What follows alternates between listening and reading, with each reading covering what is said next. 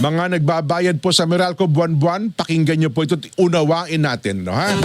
Nilinaw po ng Meralco na ang pass-through charges na kinukolekta sa mga consumer ay iniuutos o mandato po ito ng batas. Ito ay matapos umalmang ilang consumer sa karagdagang singil sa kanilang electricity bills.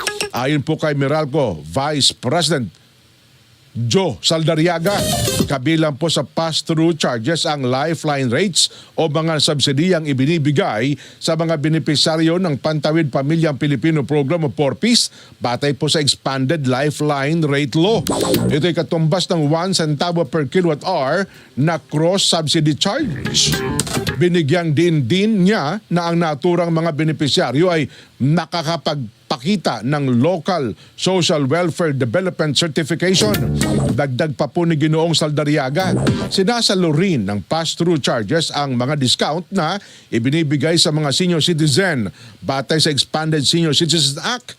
Ipinaliwanag din niya na ang generation charge ang may malaking impact sa buwan ng electricity bill ng mga consumer kung saan 55% na ito ay mula po sa generation charge.